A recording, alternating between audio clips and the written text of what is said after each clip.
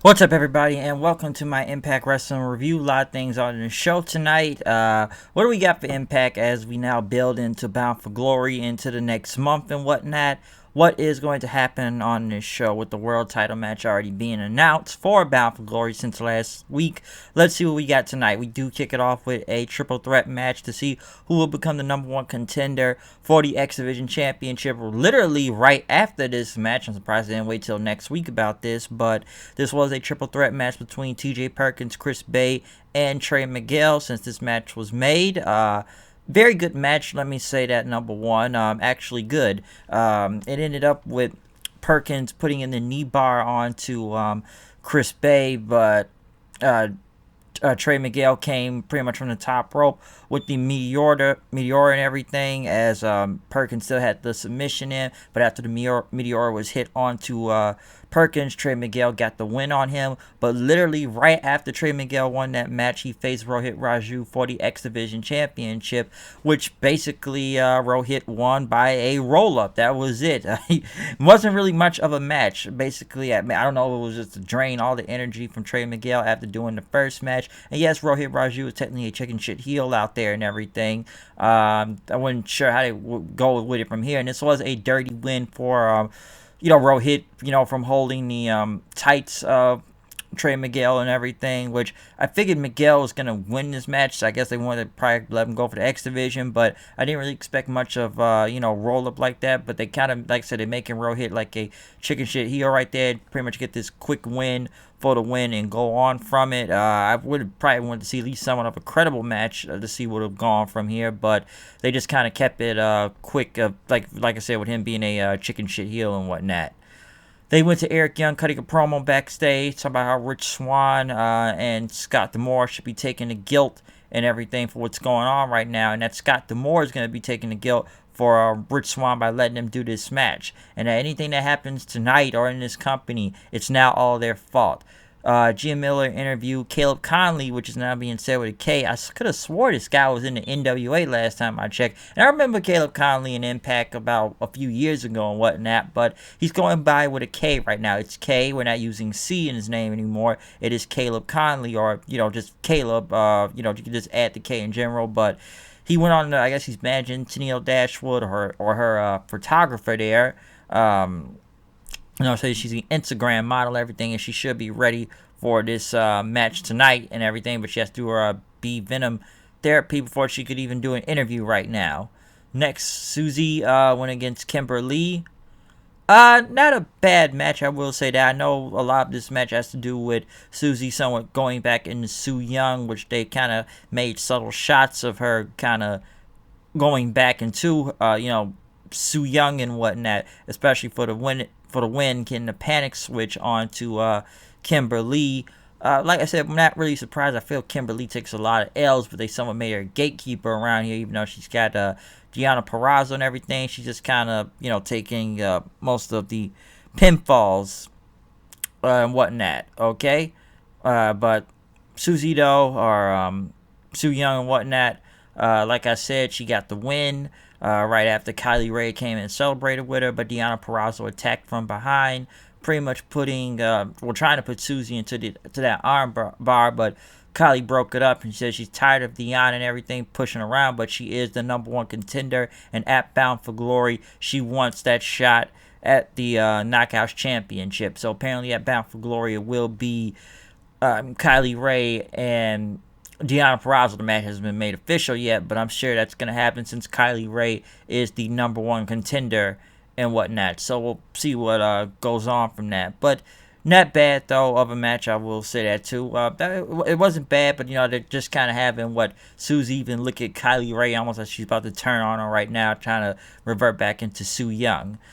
Next, Heath Slater. Oh, boy. I'm sorry, not Slater, but Heath now, which he even said himself he doesn't have a last name anymore because it now belongs to a billionaire that keeps his last name in his safe, okay? So he's just going by Heath. He needs a job. He can't feed his kids. He's a wrestler. They even had Terrence Rhinoceros Gillen came in and talked saying that, you need to give Heath Slater a job. Impact needs to give him a job. And, he's walking around, so I can go anywhere until security says, you can't come here, sir. I can go anywhere walking somewhere. And the next thing you know, they had all these cameo videos. I'm sure that was a shot at WWE. But they all these, like, celebrities from David Hasselhoff, Flavor Flav, Nancy Kerrigan, and Chuck Norris talked about that. Heath, man, they gotta give Heath a job, which you can see the cameo logo there that Impact needs to hire him. I'm sure they paid these guys to say that, but I thought it was funny. I'm like, wait, why is Chuck Norris on this show?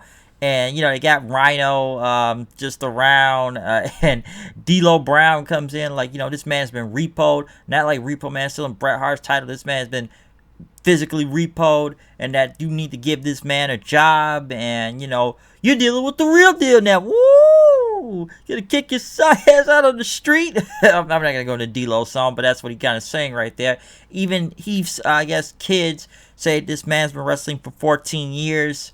And he needs a job. That's why you need to use the hashtag Heath for Impact.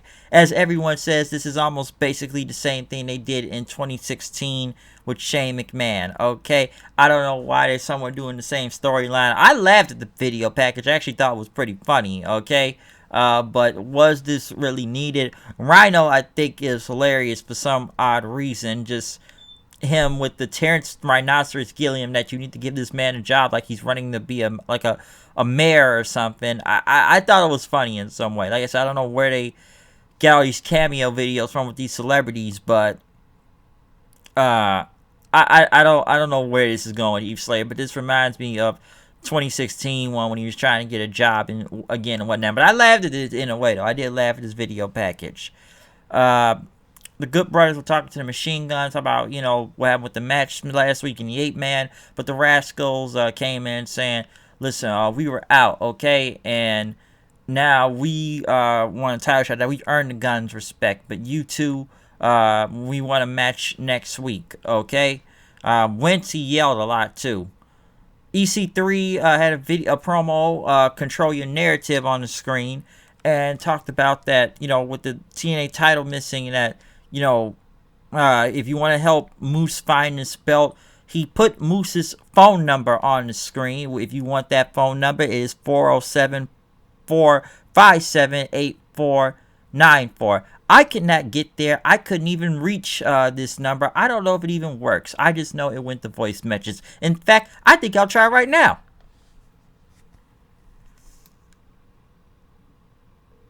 Oh shit, it's actually ringing.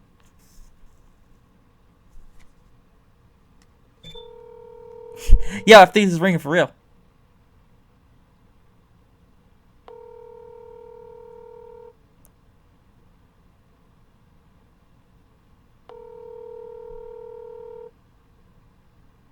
I'm sorry, but the person you called has a voicemail box that has not been set up yet. Goodbye. I tell you, that's the number they put up there. That is the number EC3 did put on the TV. I don't know if anybody's gotten through to that number, but yeah, call that number, and I guess you can help Moose find the TNA title and whatnot. Okay, so that was an actual phone number because it didn't ring for me earlier, but it just rang. You all saw it. It just rang. I put it on speakerphone. Okay, so we don't know if that is his number yet. All right, so just watch out for that. They went to Taya and Rosemary about, I guess Taya was wondering where Rosemary was last week, and Rosemary wondered where Taya was after she was, knocked down by Jessica Havoc. But Taya says, I'm going to help you out, okay? And Rosemary said, you're going to help me and everything? Like, yeah, I'm going to help you out. And then you return the favor. Which they then went to Johnny Bravo talking to several wrestlers in the back about being his groomsmen. And I remember Alicia called him a dictator and everything. As Johnny Bravo talking about, we got a lot of work to do right here. And, the deaner said, we got something to take care of. Like, all right, you can come back later, but it's not the ECW arena, all right? This isn't Wrestle House. They had to get ready for the match. Next thing you know, I think, what was it? Johnny Swinger said he should be the best man, which Father Boss said he shouldn't be, wear spandex. Tommy Dreamer came in for match time, but that didn't happen. Brian Myers was in the back. He's about to be interviewed about what happened with Willie Mack last week, but he flipped the table. Then Tommy Dreamer came in and says, listen, clean this mess up, all right? But because he told Gia not to clean it up, he says, no, no, no, no, no. You're new to this company. I know you got fired and whatnot, but you need to clean this up. But Brian Myers said, listen, man, you may have helped me get hired at WWE. You know, I'm not the same kid from years ago and everything. Listen, you're not my dad, okay? You're like my wrestling dad. And probably say he'd slap his own father if he talked to him like that too. But Dreamer says, clean this mess up. Now he says, all right, I am going to clean this mess up. But if you see me in the hallway again, you better turn around. Clean this mess up. I'm sure there'll be a match next week with these two. I just know it will be.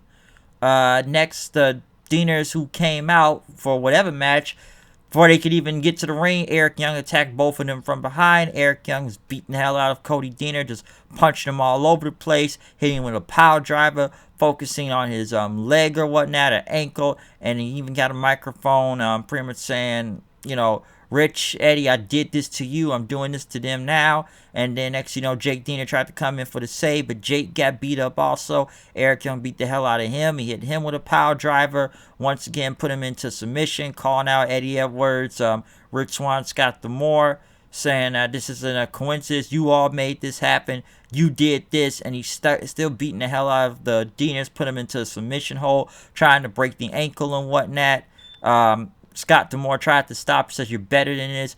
Eric Young grabbed him, but next you know, Eddie Edwards made his return, stopping Eric Young as EY got out of the ring. This was great. EY basically showing he's a sadistic son of a bitch as he is right now, killing both the Deaners. I didn't need to see the Deaners versus probably the same tag match 6 weeks in a row, okay? But EY beating the hell out of him was great. But Eddie Edwards pretty much said he wants his title rematch. He wants his rematch now. Scott D'Amore said, you want it? Okay, you'll get it. Victory Road, October 3rd, Saturday. Okay? Make sure your ankle or your leg is good because Eddie Edwards did kind of limp a little coming to the ring and whatnot. But he says, you make sure you're ready and you show that you're a locker room leader around here, okay? Next, Sami Callihan went against Rob Van Dam. I don't need to see this anymore. I thought we were done with this, but for some reason we are still seeing this match for whatever odd-like reason. I don't know why. I don't really need to see both of these two in a match again. I don't see where this feud is going anywhere. And what?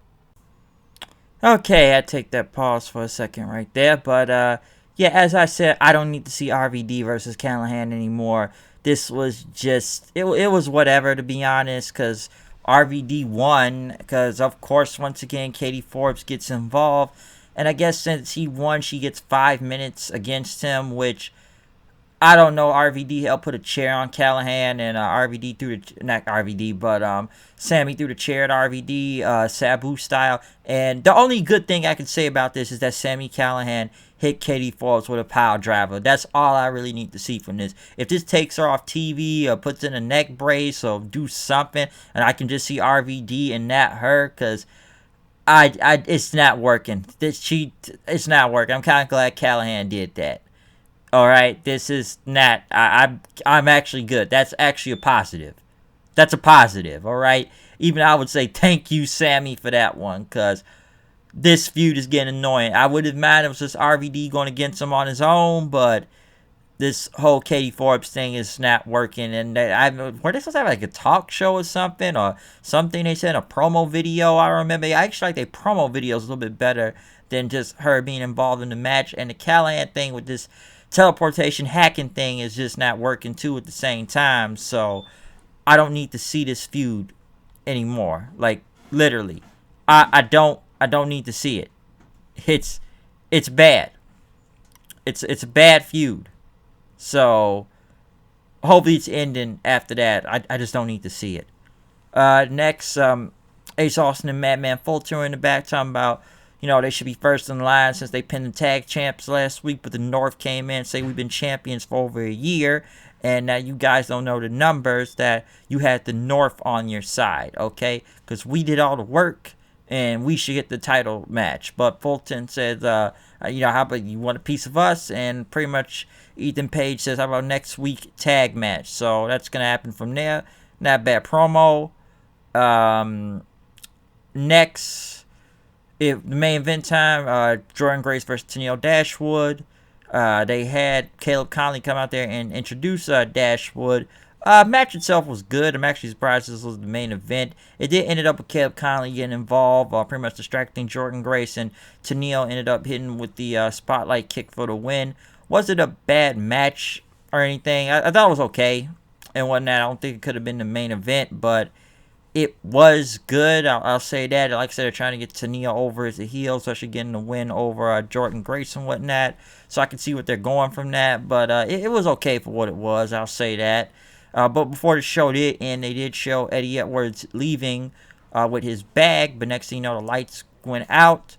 And then I guess all of a sudden somebody attacked him. He was on the ground. So don't know what happened to him. But maybe Eric Young jumped him, and that's why everything went black. But I don't know what. I'm not gonna say I don't know, but I'm sure it was him. So maybe it's a mystery. I don't know, but it's going to be Eric Young and Eddie Edwards for the title at Victory Road on October the 3rd. Okay. Other than that, Impact, it was good for what it was. I will say that. The Moose number, we're still gonna see if that works or whatnot. But show was okay, pretty straightforward. I think the best thing on here was Eric Young beating the dog crap out of the Deaners and just proving that he's just a psychopath and whatnot. So that was not bad. Yeah, it wasn't that bad. All right, but overall, show was good. Even the triple threat match wasn't bad. Also, I think they were just trying to push more things going into the pay per view and whatnot. So not a bad show, okay? But other than that, I'm done with this review. Follow me on Twitter at HoodedKnight890. Comment, subscribe. You know how this usually goes and whatnot. I'm out of here. I'll see you guys later. Peace. We'll see you tomorrow night for Dynamite and NXT review, okay? So, yes, that is my review of Impact tonight. So, see you later. Peace.